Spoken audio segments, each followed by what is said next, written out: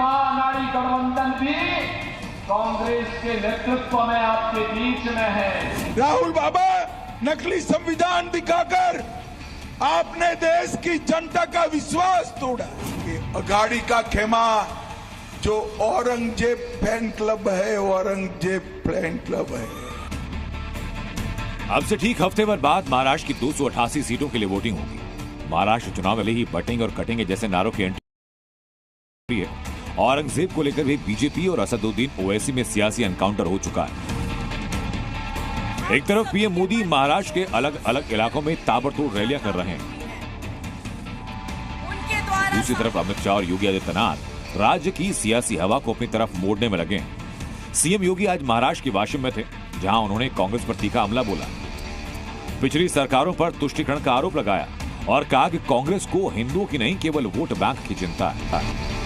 अयोध्या में फिर से भगवान राम की जन्मभूमि पर भव्य राम मंदिर का निर्माण हो गया है। भव्य राम मंदिर का निर्माण, यह काम कांग्रेस भी कर सकती थी, लेकिन कांग्रेस को हिंदू भावनाओं की चिंता नहीं थी। सीएम योगी यही नहीं रुके, महाविकास अघाड़ी को महा अनाड़ी गठबंधन बताया और विपक्षी दलों की नीयत और नैतिकता पर भी सवाल उठाए। देश को नुकसान पहुंचाने की मंशा से काम करने का आरोप लगाया। समाज और राष्ट्रद्रोही तत्वों को अपने गले का हार बनाने वाला महाअघाड़ी के नाम पर एक महाअनाड़ी गठबंधन भी कांग्रेस के नेतृत्व में आपके बीच में है।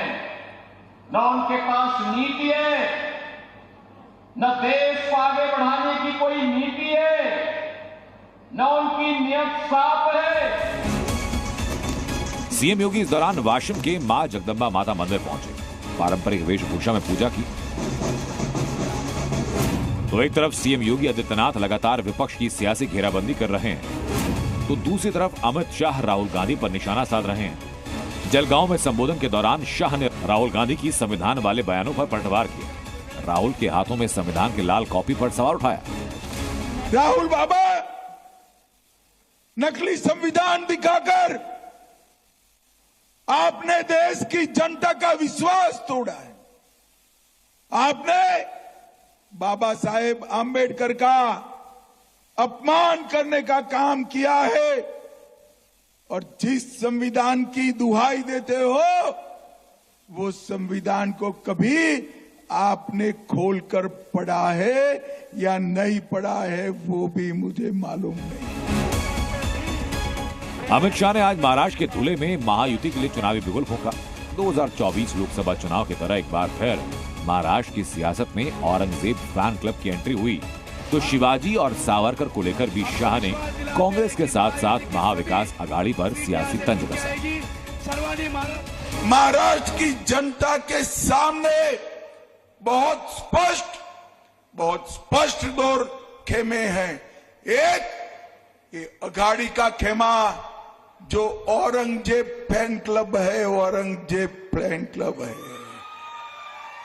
और दूसरा महायुति का खेमा जो छत्रपति शिवाजी महाराज और सावरकर जी के सिद्धांतों पर चलने वाला।